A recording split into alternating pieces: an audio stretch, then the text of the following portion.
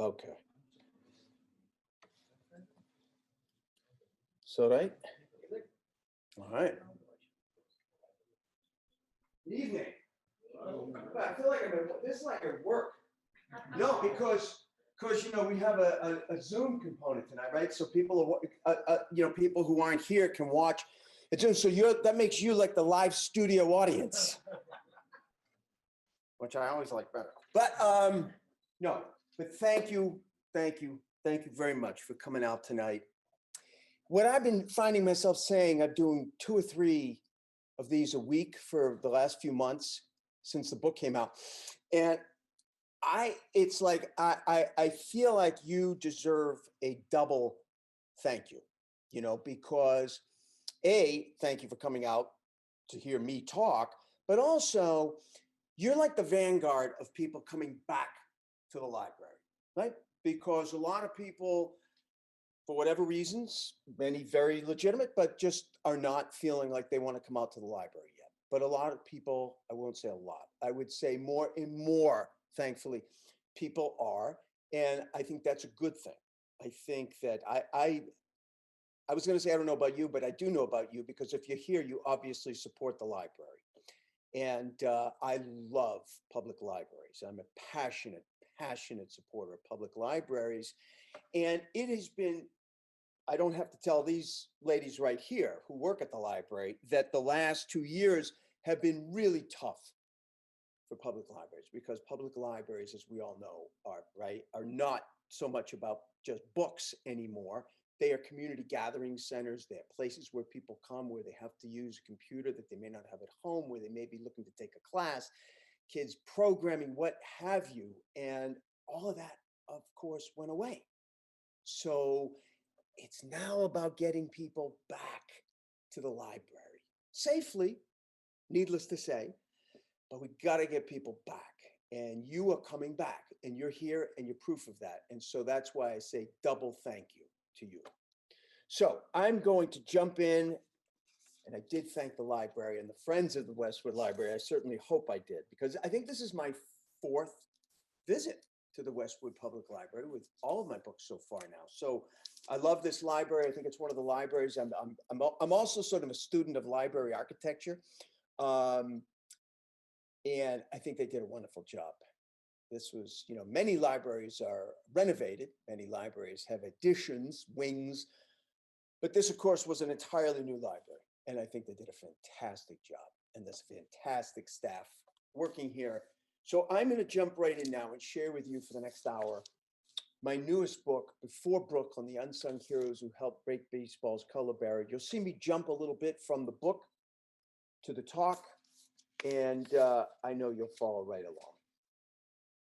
As you turn right off of Boston's busy Commonwealth Avenue, past the main buildings of Boston University, and proceeded to shuffle down Babcock Street, not a single passerby would have guessed where the short, slightly stooped pedestrian with an armload of papers was headed.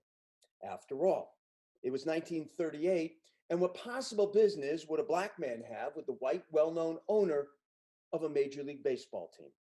But the bespectacled young man was, in fact, headed to Braves Field. There he was to meet with the part owner of the Boston Braves, Bob Quinn.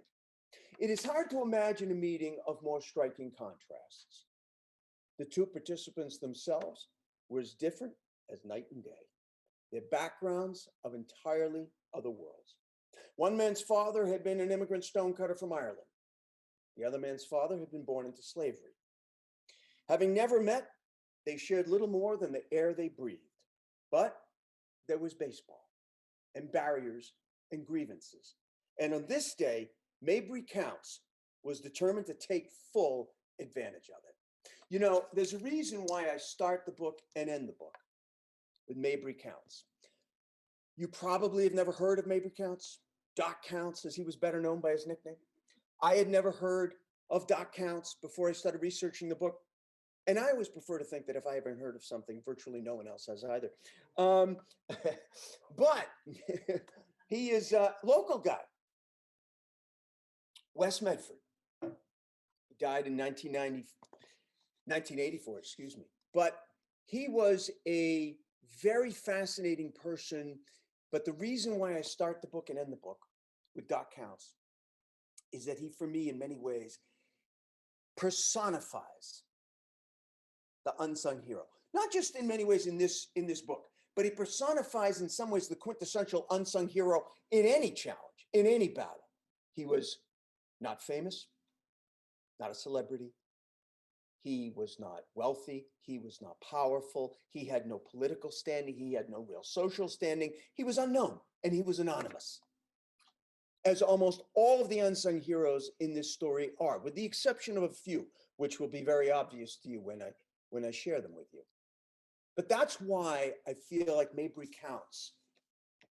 And in 1938, he succeeded on his own, completely on his own, in meeting with the owner of a Major League Baseball team. And he wanted to talk to him about finding ways for that Major League Baseball team, the Braves, the Red Sox, didn't meet with him.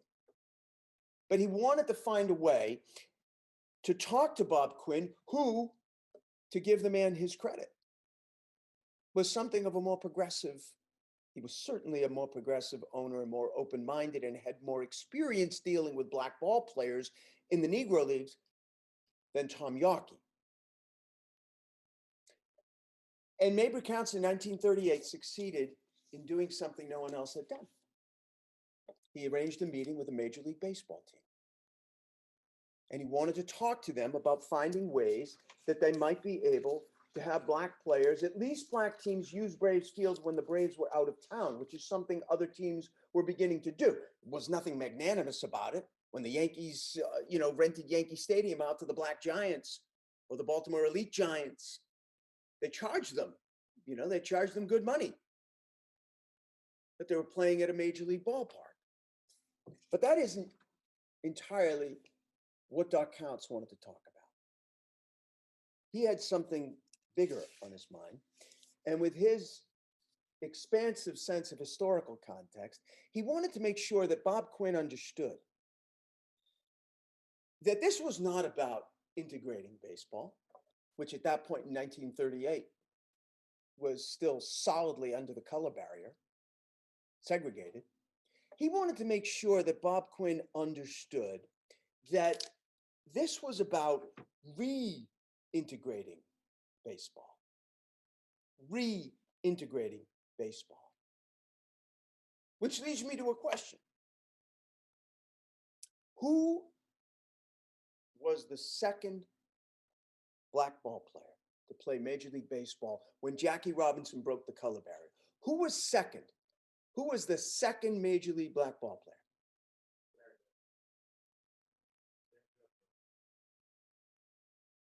It's a trick question. Jackie Robinson was the second black Major League Baseball player. So that's why Mabry Counts wanted to make that point with Bob Quinn, because Moses Fleetwood Walker was the first Major League black ball player. And, when baseball begins in the 1870s, really the decade after the Civil War, and it begins to really mushroom across the country. And it is an outlier in terms of American society at that time. Why? Because it actually looks a little bit more like America. It actually is integrated, which is where we'll see Moses Fleetwood Walker coming in. It was integrated. Nothing else in American society was. People like Bud Fowler, who we're going to talk about more in just a moment, probably the very first black kind of star baseball player, immediately recognized for his talents as a baseball player on white teams, as you can see right there. Frank Grant, first professional black ball player from Massachusetts, Pittsfield, and most famously, the Walker brothers. Wilbur, Moses Fleetwood, sitting in that chair on the far left, and his younger brother Weldy in the rear row. They were teammates together in the Oberlin College baseball team in 1881, and Moses Fleetwood Walker was the first actual star baseball player as a black playing Major League Baseball because in 1884, he is signed by the Toledo Blue Stockings, which at the time was a Major League Baseball team. And he takes the field with the Toledo Blue Stockings in 1884 against the Chicago Cubs in their opening day game, and he becomes the first Black Major League Baseball player. The next one after him will be Jackie Robinson. So what happens in between is what we're here to talk about tonight. So, when Moses Fleetwood Walker takes the field and becomes the first Black Major League Baseball player in 1884, there's a feeling among a great number of Americans that this is a wonderful symbol in some ways of American progress after the Civil War, right? So this is a period of reconstruction.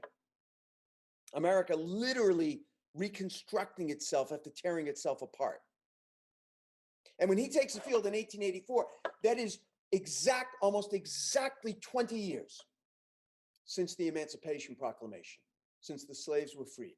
And now we have the first Black Major League Baseball player. So a lot of people understandably feel this is a promising sign, but not everybody. So I said that the Toledo Blue Stockings took the field against the Chicago Cubs. The Chicago Cubs were led by their captain, Cap Anson. And Cap Anson was the first Black or white. He was the first superstar baseball player, the first bona fide slugger of young baseball, right? How good was he? So this is what's called, you've heard the term of, the dead ball era, right? So this is pre-machine wound balls, baseballs. They are wound by hand. So they're wound as tightly as a human being can wind them. They don't go as far as they will once balls are machine made with a cork center. Today, they fly out like super balls. But they didn't then, which is why if you hit 29 home runs in a season like Cap Anson did more than once, that would be like hitting 79 home runs in a season today. He was so good a hitter that he still holds to this day, a hitter from the dead ball era. To this day, Cap Anson still holds several Chicago Cubs batting records. So that's impressive. And you can't take anything away from the fact that he was a bona fide slugger and a superstar. You also can't take away from the fact that he was an unrepentant racist. He was a vicious bully with a really foul mouth, none of which is on his plaque in Cooperstown. But you can't take that away either. How much of a racist was he and a bully? Well, he played that first game against Moses Fleetwood Walker under protest. And he said after the game, he filed a complaint with Major League Baseball, and he said that the Chicago Cubs would no longer take the field if an opposing team fielded a Black player. He used another word, but you get the idea. So Major League owners had to take that threat very seriously. The Chicago Cubs were the marquee baseball team of young baseball. They were the marquee team. They were like the New York Yankees of the 20s, 30s, and 40s, 50s, 60s. When weren't they a great team? Right? And he follows through in his threat. Cubs are not taking the field against a team that fields a you-know-what. So Major League owners have to take that threat very seriously. This went right to the heart of baseball's progress and financial success. So in the summer of 1887, the Major League owners met in Buffalo, New York, and they folded like a cheap suit in a hurricane. And they entered into a gentleman's agreement that if the only way to satisfy Cap Anson and the Cubs is to deny Black baseball players being in the major leagues, so be it. And the color barrier was created. The color barrier was created. No Black ball players would herefore be signed to a major league contract or a minor league contract. Those that already had a major league contract would be allowed to continue playing the length of their contract, but no one else would be allowed to play. The color barrier was now a reality. I said that Bud Fowler, right? I said that Bud Fowler, we'd say something more about Bud Fowler. So Bud Fowler was famous. He was a terrific ball player. But it often seemed to people that what distinguished Bud Fowler most was he was someone who seemed to literally live to play baseball. It is literally all he wanted to do. It is literally all he did almost 365 days a year. And he would literally travel the Northern Hemisphere and into the Southern Hemisphere, following the climate, the calendar, and the seasons to be able to continue playing baseball. And now he was no longer going to be able to play baseball. There's several stories in the book that I think are particularly poignant. There are only a couple that I consider heartbreaking, and Bud Fowler's is one. He died of a blood disorder in Frankfurt, New York in 1913. He was only 55. His unmarked grave told not a word of a truly extraordinary life. For years since the color barrier began to spread in 1887, Fowler had relentlessly fought for a place in organized baseball. Along with all the other early Black professional players, he had continued to try and play in the shadow of the descending barrier as teams shed Black players and refused to sign more. Fowler had uncommon talent, there's no question. But often it seemed that the greatest skill of all was in seeming to somehow doggedly outrun the inescapable end, as if he simply willed himself to persevere, compete, and play, and even excel in increasingly hostile landscapes that, move about as he might, began to expel him at shorter and shorter intervals. In Michigan, in 1895, Fowler was finally out of options. They all were, but he was the last man standing. He was the Black player that had outlasted virtually all the others. In 1895, Fowler wrote, "My skin is against me. If I had not been just quite so Black, I might have caught on as a Spaniard or something of that kind. The race prejudice is so strong, my Black skin just bars me." Now, as the 20th century unfolded, it barred them all. The color barrier was complete. It would take another 50 years of fierce Fowler-like will and determination to break through again. And we're going to cover 50 years in just over 40 minutes now. So the color barrier is complete by the 1890s. The 1890s are now a period where baseball is just like all the rest of America, segregated. It had been an outlier for a brief period, and now it's like the rest of America, which is not just segregated. We tend to forget, it's not just segregated, it's state-sanctioned segregation, right? This is the period of Plessy versus Ferguson. The Supreme Court hands down a decision, which, by the way, about 30 years ago, in a poll of American jurists, was found to be the single worst Supreme Court decision, according to the poll, in American history. It legalized segregation, right? Separate but equal. Half of that was always true, the separate part. The equal part was never true. So this is the period now of Jim Crow. Segregation everywhere, on everything, in all walks of life, including sports, including drinking fountains. So baseball didn't go away. Major League Baseball continued without Black players. But Black players continued to excel playing baseball. So where did they play? Well, there were professional teams that found ways to pay their players. But it wasn't until 1920 and Rube Foster that it changed. And it changed in a way where there's a direct line between Rube Foster and breaking the color barrier.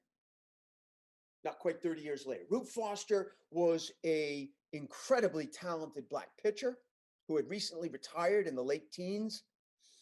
He was a huge guy, 6'3", 240, 45 pounds. And it must have been scary to stand in against him. But when he retired, he looked at the players who had been his teammates. He looked at players who were still playing for him as a manager for the Chicago Giants.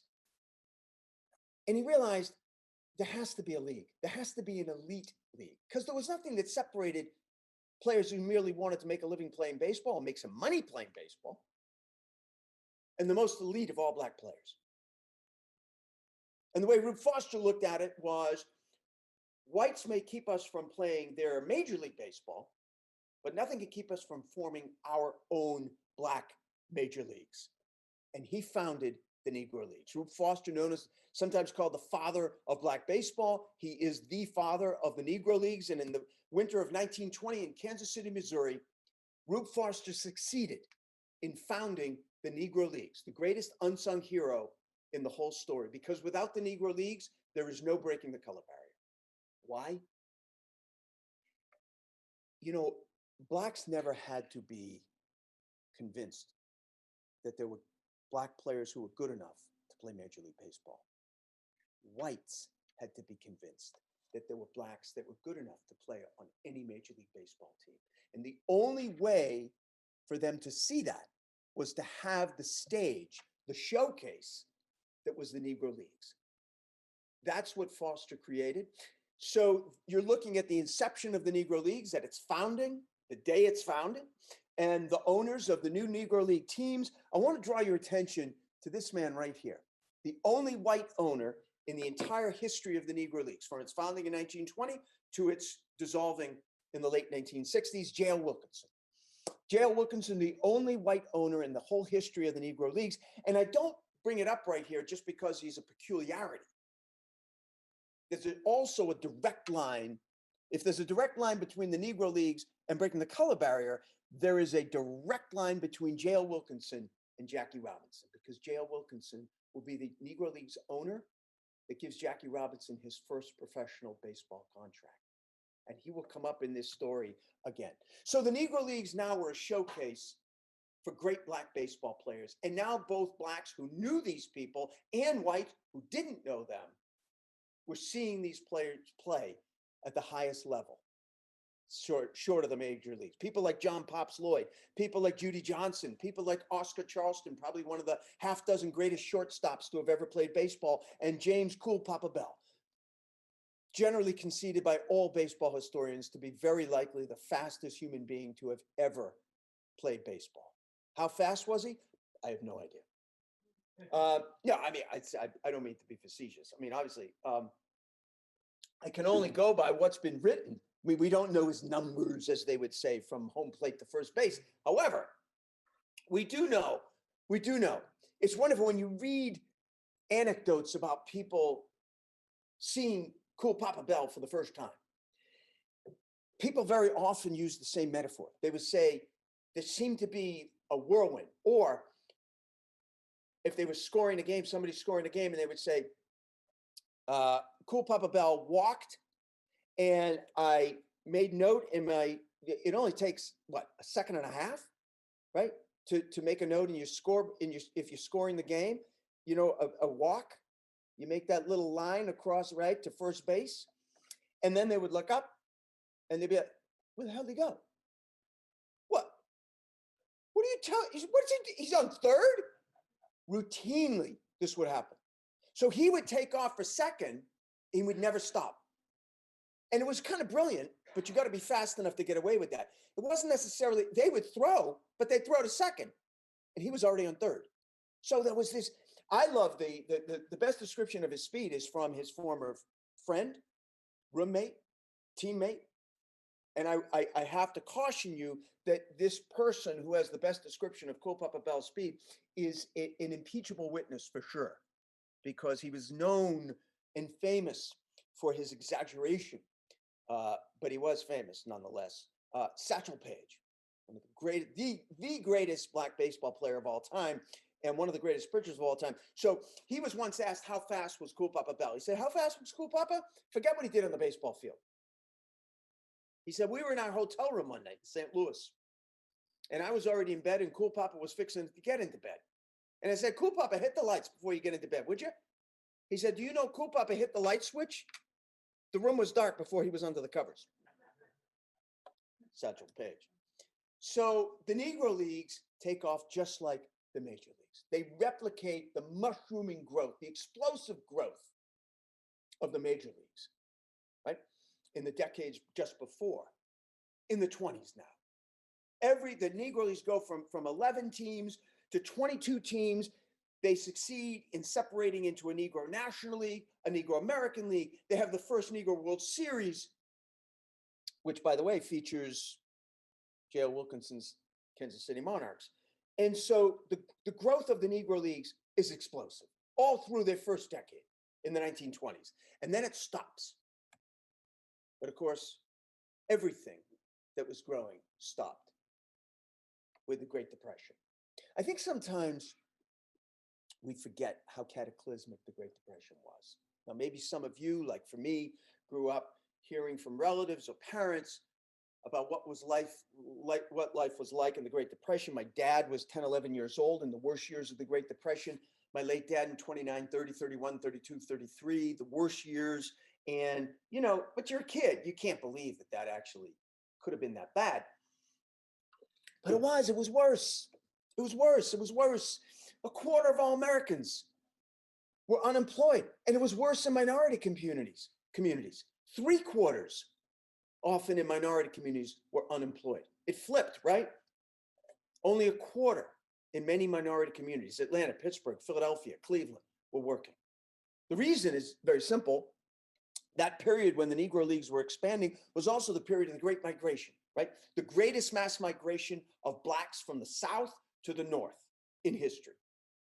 And extended from the late 1890s through the 1950s, 60s, where Negroes were leaving, Blacks were leaving the South to northern cities in search of better paying jobs, better working conditions, better quality of life for their children. And they found it. That was the good news. They found that in cities ranging from Denver, clear across the northern tier of the US to Philadelphia, Pittsburgh, etc. The problem was that when the Depression hit, they were among the most recent hires in almost every case. So what happens, right? Last hired, first fired, right? Unemployment over 70% in some cities in minority communities in the worst years of the Depression. Over 30,000 businesses were folding annually in the worst years of the Great Depression, including the Negro Leagues. Gone. Up in smoke. Gone. I mean, look, if you are trying to cobble together a few bucks to be able to cover your rent or your mortgage or put some food in front of your starving children, you're not buying baseball tickets. And that's what Negro Leagues depended on. They were only, they were dependent entirely. And by the way, there were no banks. Major league teams had lines of credit, Citibank, and you name it. Not Negro League. So Negro League teams depended entirely on any loans they had from Black-owned banks. Black-owned banks went under, like all these other businesses. So the Negro Leagues were gone. Now, how many major league teams, you might wonder, folded during the Great Depression? 0. But the reason was they were insulated. They were insulated from the worst effects of the Great Depression. At this point in time today, you have, like with the Red Sox, you have sometimes some business collectives, some consortiums of owners that didn't exist at this period of time. Didn't exist. Virtually every single major league team, all 16, were owned by a very wealthy white man. And more power to him. I mean, people like Tom Yawkey. Listen, if you can buy a Major League Baseball team, go for it. I don't know if you remember what you got for your 16th birthday, but Tom Yawkey, when he turned 16, came into $17.34 million. And when he turned 25, he came into $34 million. So he bought the Boston Red Sox. Tom Yawkey, though, talk about perspective. Tom Yawkey, in comparison to some of his colleague owners, was a relative pauper, right? I mean, we talked about the Chicago Cubs. Chicago Cubs were owned by a guy named Phil Wrigley. Phil Wrigley had a little thing going with chewing gum, made a little chewing gum. The St. Louis Cardinals were owned by Augustus Busch, who brewed a little beer. So they were insulated. There's only one Negro League team that managed to survive the Great Depression. And I said he would come up again, and he's already come back up, J.L. Wilkinson, the owner of the Kansas City Monarchs. J.L. Wilkinson was determined he was not going to lay off his baseball team. And he was determined. He said, listen, I can keep our team together, and I can keep you being paid, but you're going to have to be prepared to play baseball every day of the year. They said, okay, and they did. You know who J.L. reminds me of? And he died about 2 months ago. Do you remember Aaron Feuerstein, the owner of Malden Mills? Right? He died about 2 months ago. I think he died in October. So if you recall, in 1992, when the Malden Mills burned down in Lawrence, exactly. He kept everyone on salary, even though there was no job to go to. right? So this is what JL reminds me of a little bit.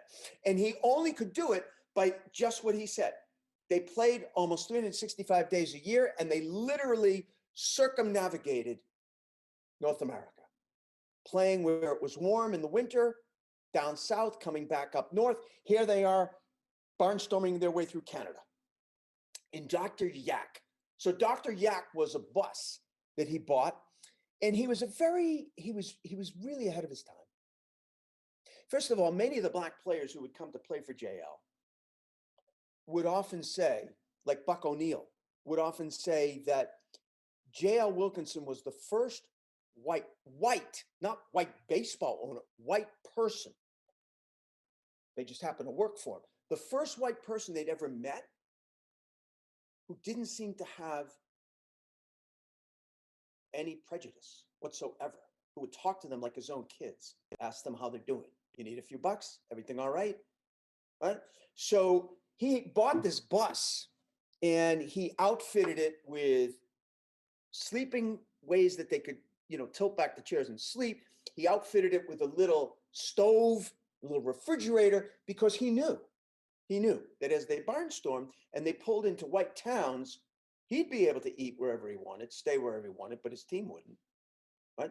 So 2 mysteries about Dr. Yak I've had since I started writing the book. One got solved just a few weeks ago just like this, at a library event. Guy came up to me afterwards, I can tell you how they did that. So one is the name Dr. Yak.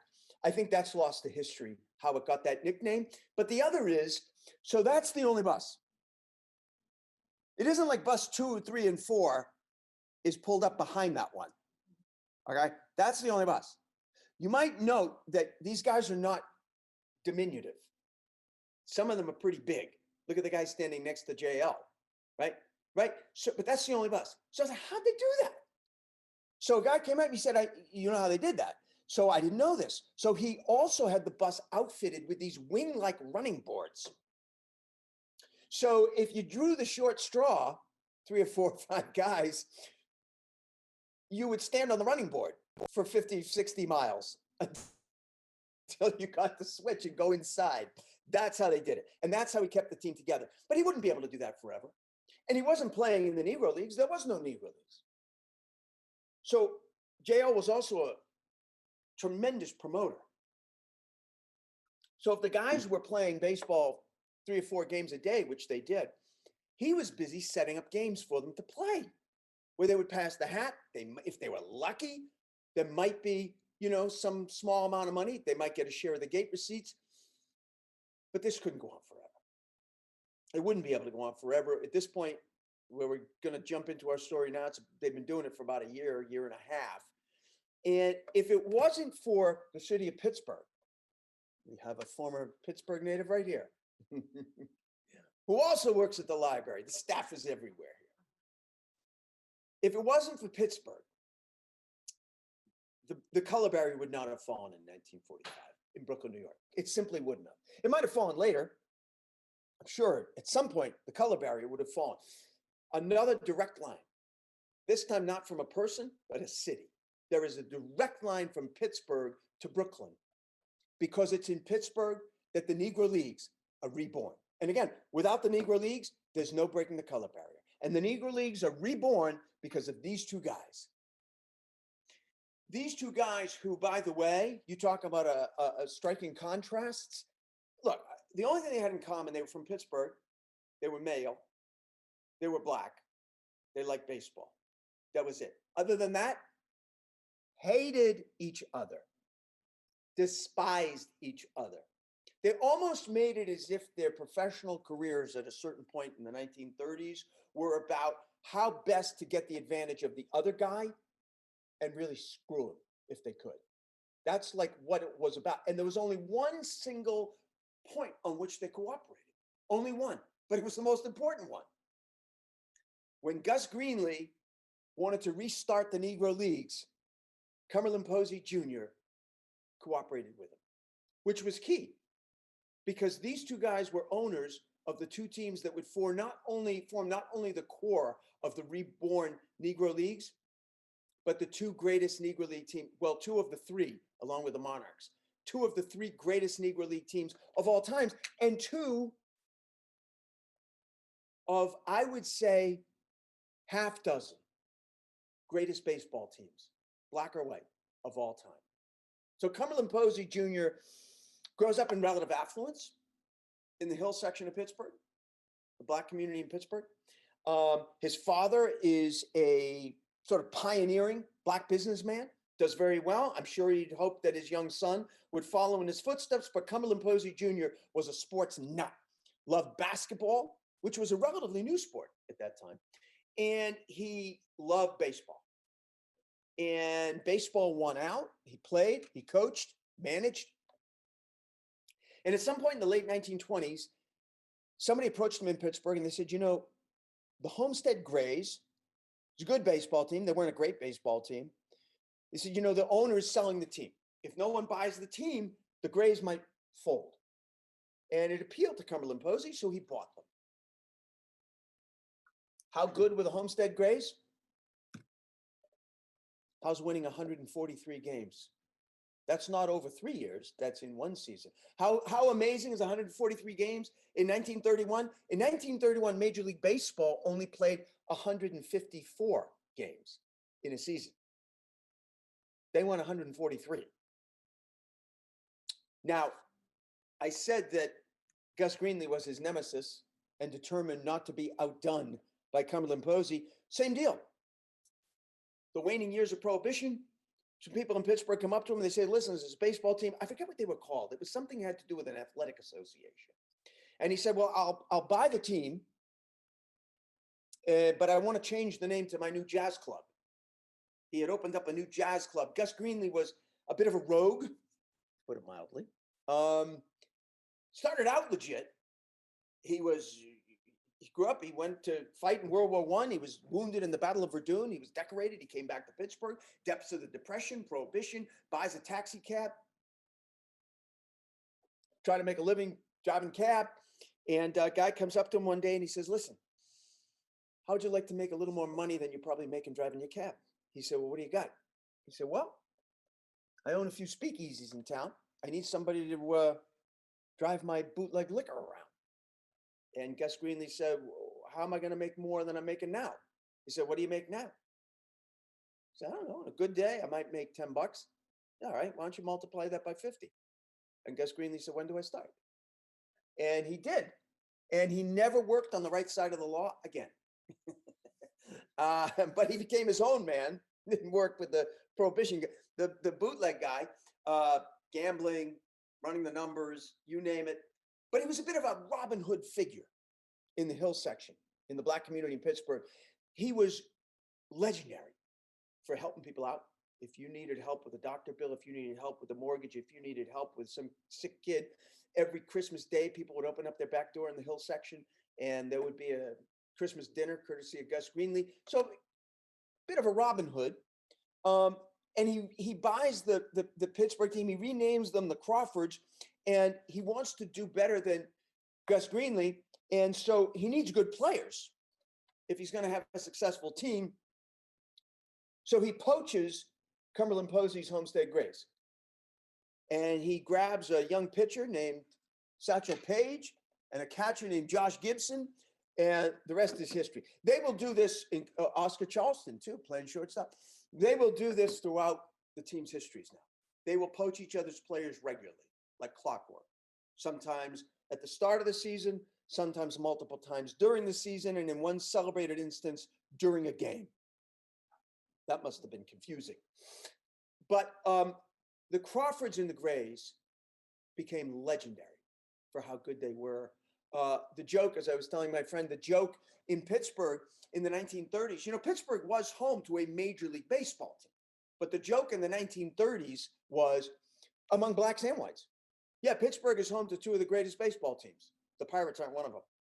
So Satchel Paige and Josh Gibson, I mentioned at the beginning that there are some unsung heroes in this story that are not unsung. They certainly were sung, because Satchel Paige is one of the most famous people to ever play baseball, and Josh Gibson is one of the greatest sluggers to have ever lived. Satchel Paige ended up playing in the major leagues. Josh Josh Gibson did not live long enough to do that. How good was Josh? Josh Gibson was universally described as the Black Babe Ruth. Funny story, late in his life, he met the real Babe Ruth. Babe Ruth put his big meaty arm around him as he was wont to do. And he said, "Mr. Gibson, what an honor.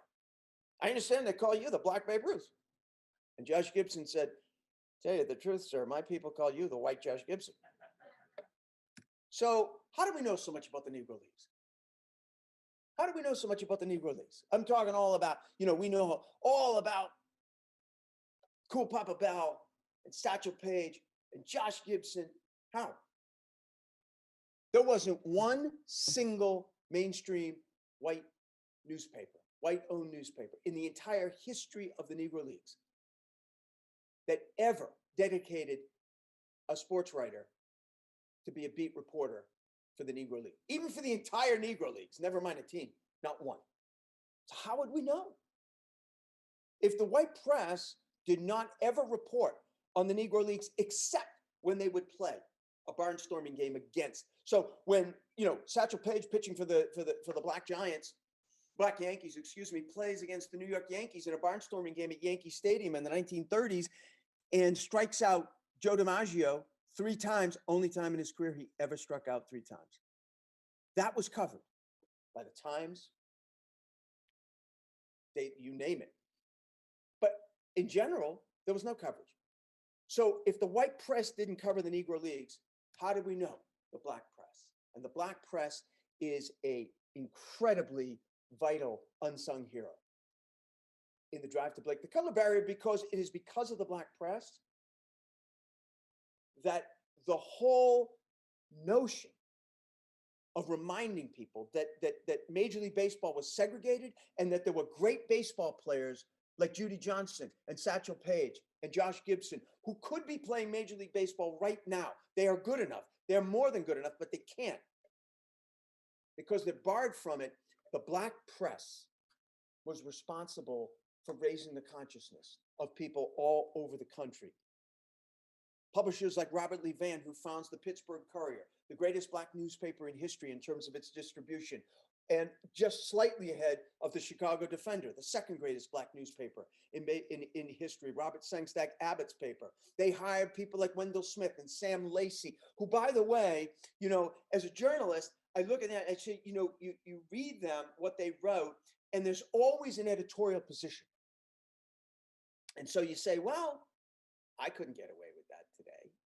My producer would say, you can't just take a position like that. We're just reporting, right? But they did. And they were encouraged to do that by Vann and by Abbott when it came to the Negro Leagues, because they were anything involving segregation in America, because they were continually reminded, yes, you are reporting on stories that are important to the black community, but you also have to remind people what's the challenge in front of us to desegregate wherever we can. And they took that literally. So they might do a 3-part series introducing Josh Gibson to people who didn't know anything about him, but they would always be reminding people by the end of that story that Josh Gibson could be starting for any major league team right now, if only he could play, if only he was allowed to play. So how was it possible for these black newspapers, the Courier, the Defender, and others, to raise the consciousness in black communities all over America when these newspapers in their own cities, Pittsburgh and Chicago, it was all they could do to make deadline nightly? How are they getting the newspapers out? You could read the Courier, you could read the Defender in Spokane, Washington. You could read the Defender or the Courier in Miami, Phoenix, Seattle, Tucson. How? The New York Times couldn't do that. How? The single most unlikely unsung hero in the entire story, the Pullman Porters. I love this part of this story because it comes as a complete surprise, it comes as something that is completely improbable. So the Pullman Porters were the face of overnight train travel in the heyday. So many of these things are in their golden age right in this period, right? So the Negro Leagues are in their golden age in the 30s and 40s. The Black Press is in its golden age in the 30s and 40s. Overnight train travel is in its golden age in the 30s and 40s. And the Pullman Porters were the face of it. If you rode on a train on an overnight trip, you got to your track and your train, and the Pullman Porters would greet you. They'd carry your bags onto the train. They'd show you your seat. Later, they'd show you your berth. Later, they might, as this fellow was doing, keep track of who wants a wake-up call when, which, of course, at that time was not a call, but a knock on your berth. So what did they have to do with baseball? So these two newspaper publishers were no dummies. They were very, very creative guys. And they looked at the Pullman Porters, who were Black, traveling all over the country. And they said, what if there was some way for the Pullman Porters, who are literally crisscrossing America every day in every direction, what if there was some way for them to deliver our newspapers? We would never be able to have that kind of outreach, that kind of distribution. How could we make that happen? So they were very smart. They started out, they approached Pullman Porters and they said, you know, you are seen, and it was true. They were seen as these exotic figures in the Black community. After all, they saw the whole country. Other Blacks weren't doing that. Most whites weren't doing that in the 1930s. And they said, how would you like to write a column for the newspaper? Tales from the Rails. Writes itself.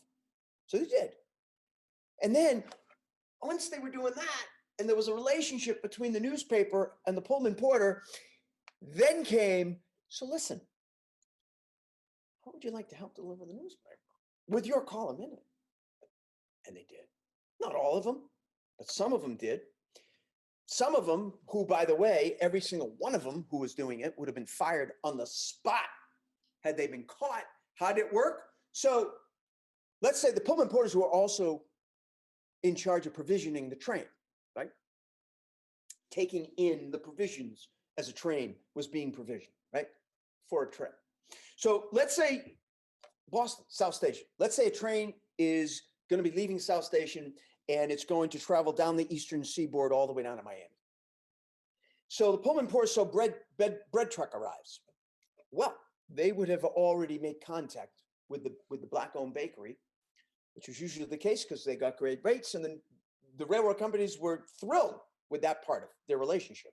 What they didn't know was that when the bread baskets arrived on the bread truck, the bread was there, and then underneath the bread were bundles of newspapers. In Boston, that might be the Boston Chronicle or the Boston Reporter, and they would take on the bread, and when they got to Penn Station in New York, they would offload the Boston Black newspapers. They would onload the Amsterdam News. They would continue on to Baltimore, let's say.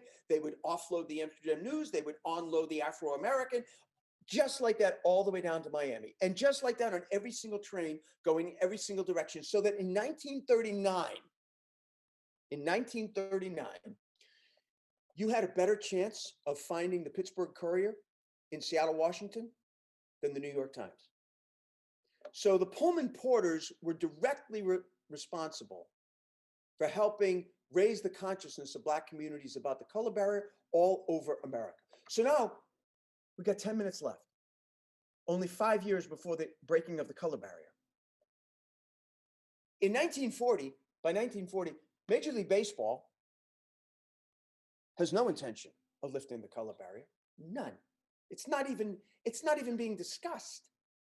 So how is it going to fall in 5 years? Well, not for a good reason in the sense of what helps precipitate its fall, but you know, as we get to 1940, the major event in 1930 was the Great Depression. The major event in 1940, of course, is World War II.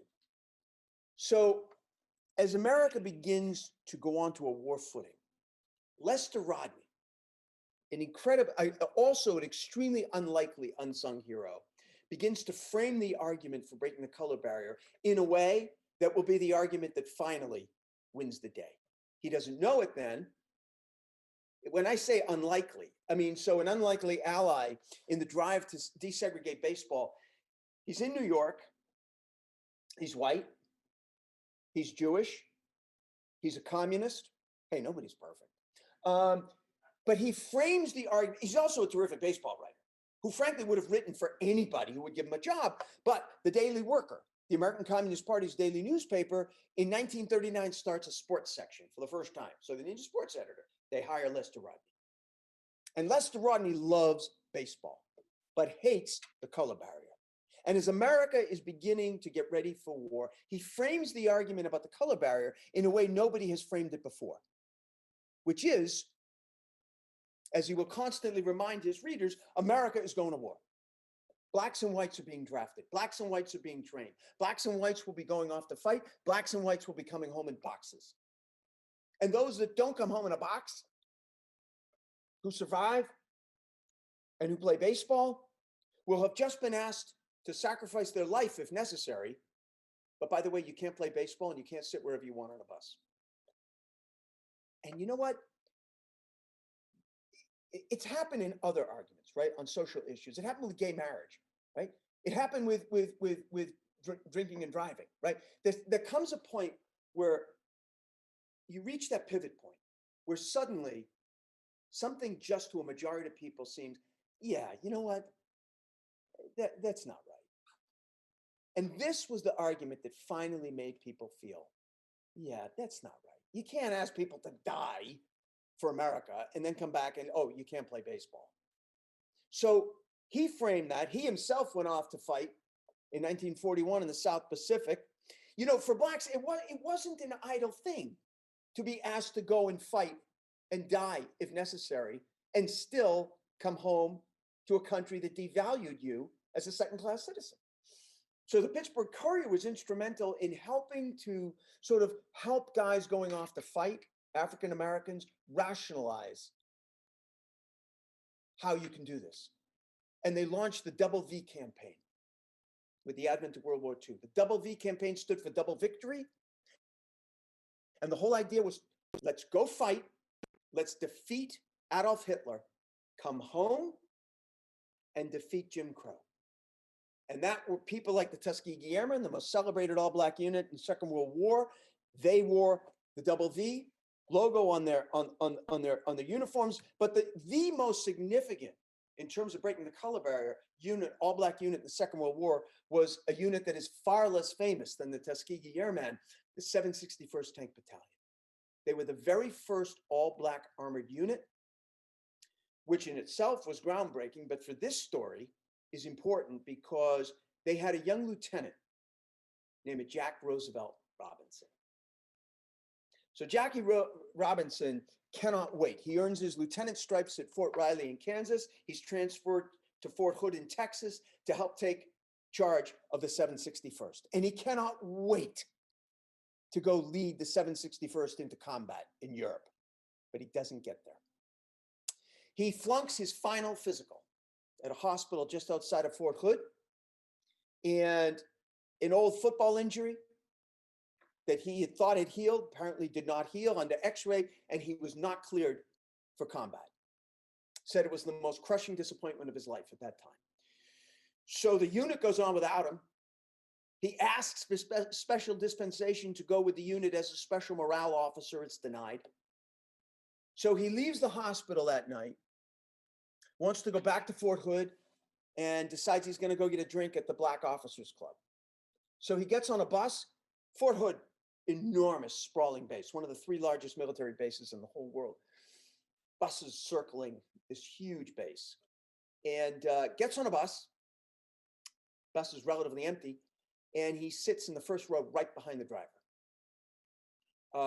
which is significant and deliberate, but it's not.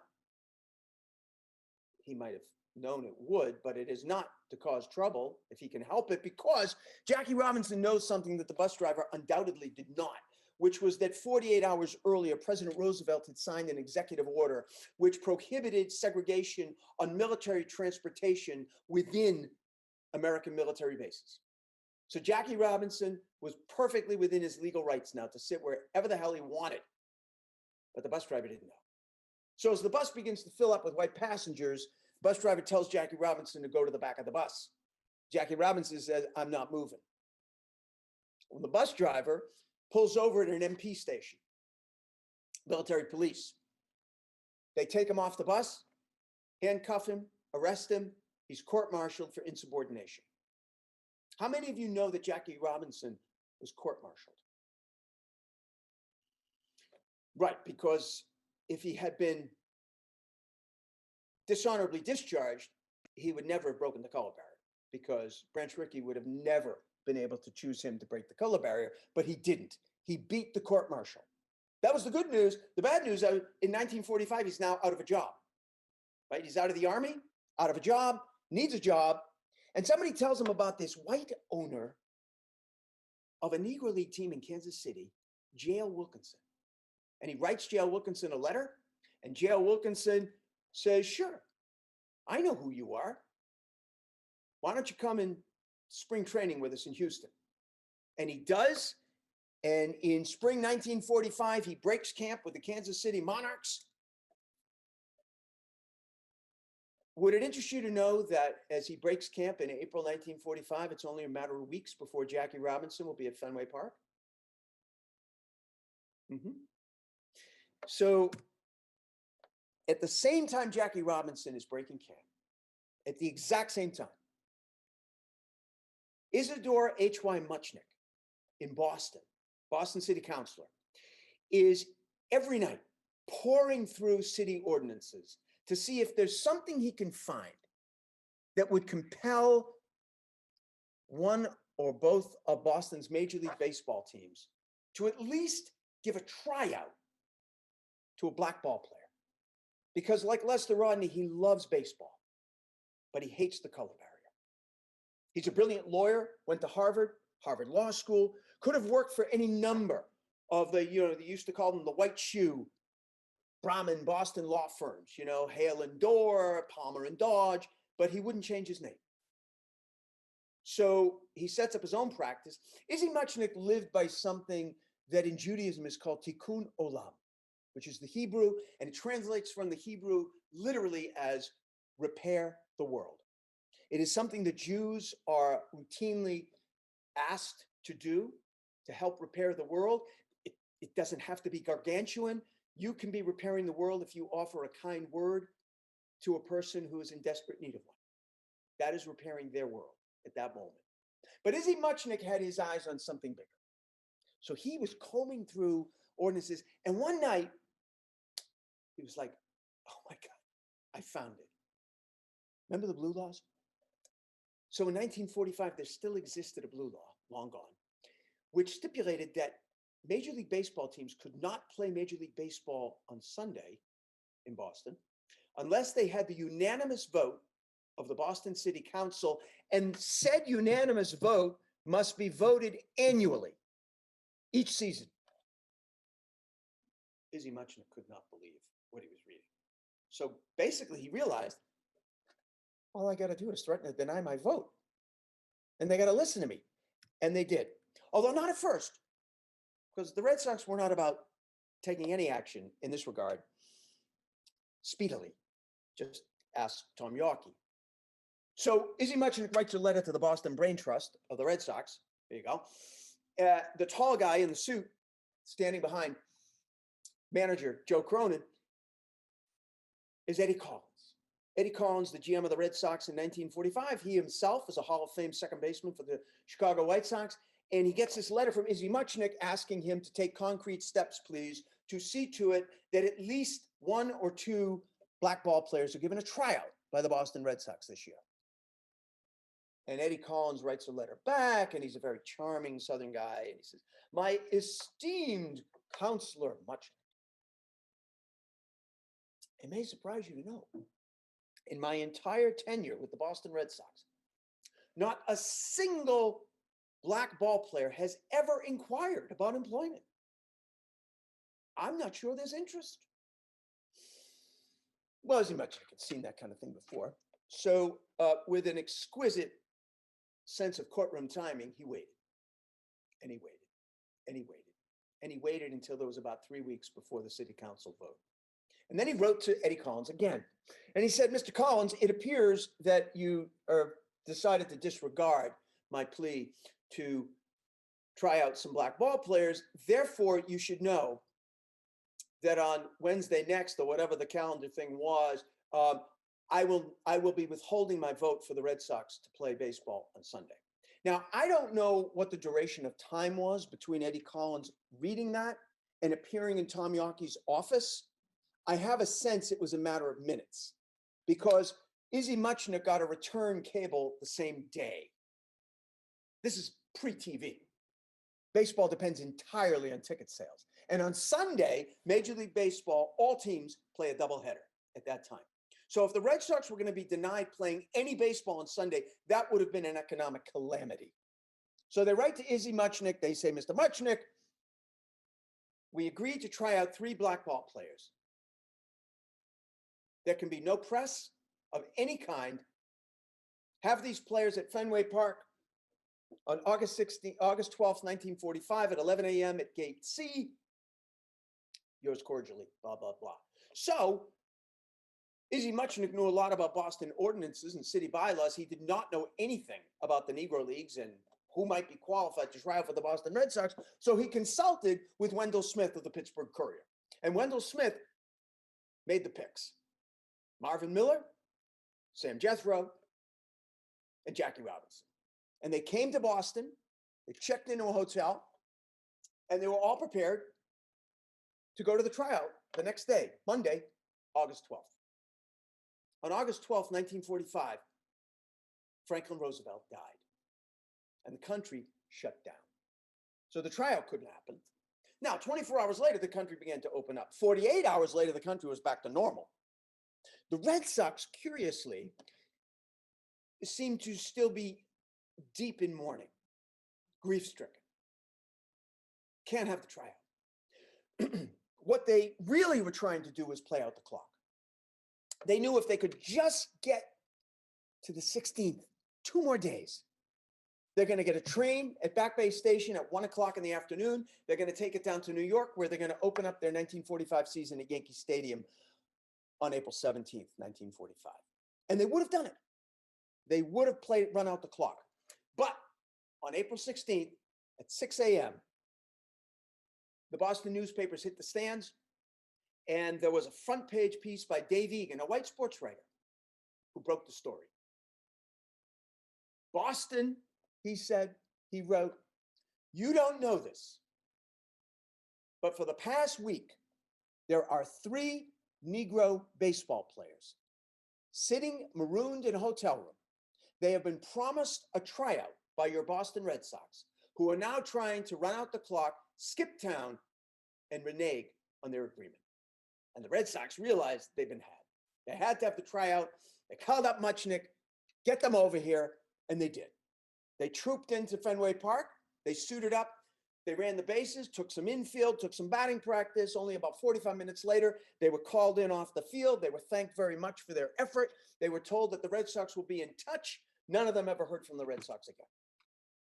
But you know who was paying rapt attention while that tryout was going on? A guy named Branch Rickey. Because at that point, when the tryout was happening, he had already had a plan in place for almost a year to break the color barrier with his Brooklyn Dodgers with Jackie Robinson. So he must have been horrified that Tom Yawkey might offer this guy a contract and completely upset his plans. Now, we know with the advantage of hindsight that he had nothing to worry about because it will take Tom Yawkey another 12 years to break the color barrier. But Branch Rickey didn't know that. And of course, the rest is history. Wearing number 42, as he strode out to his position at first base, amid the din of cheering fans, of broadcasters announcing history, and of exploding flashbulbs capturing it, there were also 2 inaudible sounds at Ebbets Field that day, of a wall falling and of a cheering that could not be heard with the ear, only with the heart. It rose from those not present physically, but spiritually. Those who could not be seen, but were there just the same. Moses Fleetwood Walker didn't live to see it. And by the time he died, broken, bitter, alcoholic, he could no longer even imagine it. He was there. Bud Fowler, who had tried all his life to outrun the shadow of the wall that rose up to deny him at the end at every turn. In life, it seemed, he and his scuffed bat and well-worn mitt had been everywhere, anywhere he could hook onto a team. A black man desperately trying to just play baseball. Now, he was in Brooklyn. Even as they worked their regular shifts that day, some rolling along the rails within just a mile of Ebbets on their way west or south, the Pullman Porters, who had ensured that the stories of people like Wendell Smith and Sam Lacey and other black journalists reached readers all over America. They were there.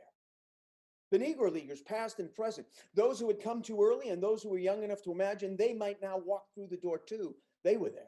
And the African-American veterans of the war just ended and those who had given their lives in it, they were there. On this momentous day, a ball game was played before a crowd both present and cheering, and another crowd silent and unseen. They watched the game, and they watched the terrible wrong being finally righted. To be sure, even as a black ball player bounded onto an otherwise all-white field, racism was still alive and well in Brooklyn and clear on across America. So many other barriers remained in place, and they still are. But on this day, some of the hurt and the humiliation was salved. On this day, hope and faith that had long seemed to have run out were finally redeemed. On this day, the long arc of the moral universe seemed to bend improbably toward Brooklyn, touching down on the grass and the dirt of a creaky old ballpark where the familiar white lines would no longer bar a black ball player. And in the bottom of the seventh inning, when Jackie Robinson laid down a perfect bunt and raced toward first base, he wasn't alone. That invisible crowd was suddenly right there, running right alongside, willing him on. And as Robinson sprinted safely onto second base and caught his breath, they exhaled with him. After all, it had been a long, uncertain 60-year journey, and they'd helped him get there. The next Dodger batter doubled. Jackie Robinson rounded third, and he was home. Thank you. Thank you. Thank you very much. Thank you. Thank you. If anybody has a question or two, I'm happy to answer. Yes, sir. Yes, very good. I'm glad you brought that up because I was planning to and I totally forgot.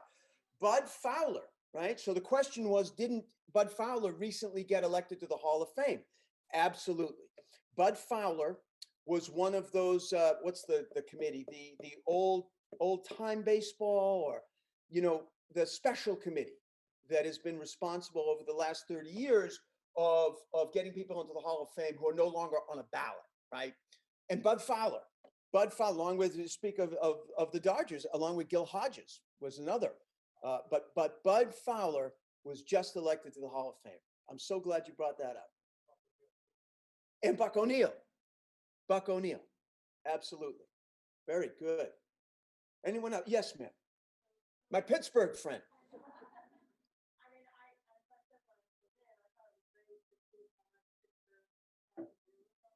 Absolutely. Pittsburgh is actually more pivotal than Brooklyn. I mean, Brooklyn is where it happened, but Pittsburgh is why it happened. And I'm sorry, go ahead. Yes.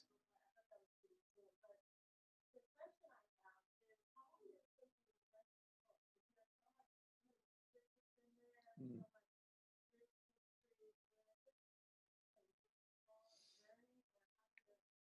No, it was actually, so it was about 2 years of research and writing. You know, the thing is, when you're doing a book like that, you can take longer, but you can't get around being about a year once you've delivered to the publisher, except in certain cases. I mean, if it's a major story, like if you were writing a book, let's say about, January 6th, then, that might be something where they will rush that out. But something like this, you can't get around it taking about a year once you deliver it. So every extra year you take on your end, you find yourself looking, oh, that adds another year. So I've tried to do these in like a 2-year period, the research and the writing. So that's what it was. Yeah. No, thank you very much. Thank you. Anyone else? What's next? Good question, Claire. I've been asking myself the same question. I don't have something definitive to say. I can't point yet to a project, but I am looking at a possible, for me, a first foray into fiction. Something likely falling within historical fiction, you librarians. Because publishers and librarians and booksellers, bookstore, it's only about placement, right? It's only about where does it go on the shelf, right? So, but we'll see. We'll see. But that's what I'm looking at. Anyone else? Anyone else? Yes, sir. Yes, that was Bud Fowler. Very good. Good eyes. I'm always impressed by people who notice that and then remember that an hour later. So yes, you're absolutely right. You're absolutely right. In fact, it was Jackson. It was Jackson. John Jackson was Bud Fowler's birth name. And it's interesting, he changed it because, and he was one of many who changed their name. So Jackson would have been a name that was very common for slaves, right? Jackson, Washington, Jefferson, Monroe. These were names that were very common for slaves because they very often were given those names either by their slave owners because they were famous American names, or those were the names of the owners, right?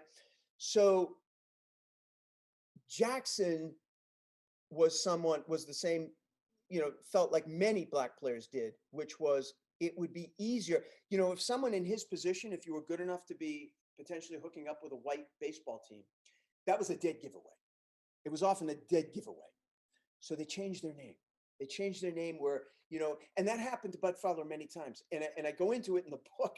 Sometimes it's kind of almost, not funny, ha, but it's sort of like, wryly funny because he will hook up with a team, let's say in Indianapolis, they've never met him. It's not like today, they've never seen a picture of him, right? But they hear how good he is. And he steps off the train and he's Black. And they're like, what? You didn't ask me if I was Black, right? So changed his name. The Bud part was just Bud Fowler because apparently he could never remember anybody's name. So he just called everyone Bud. So, but very good eyes and good memory. Anyone else? So again, thank you. Thank you for coming out, and thank you for coming out to support the library and helping to get going again, in-person events. And thank you to everyone watching at home as well. Although these people came out, they came out. I hope you have a good excuse. So if anybody is interested in, I have all my books with me tonight, including Before Brooklyn. So as you get up to leave, if you'd like, I will be over there. I'd be happy to sign a book for you. If you're watching at home, here's all you got to do to get one of my books and get a signed copy. Just shoot me an email at ted@tedreinstein.com. For you folks, it's easier. It's easier for them. It's easier. All you got to do is come to me over here, whether you buy a book or not. And I would remind you, there's only a few shopping days left till Christmas. On this side of the table, there's a sign-up sheet if you'd like to get onto my newsletter, where undoubtedly at some point soon I will be sharing what my next project is. Feel free to sign up for my newsletter. Either way, I'll be over there. Either way, thank you very much. I appreciate it. Thank you.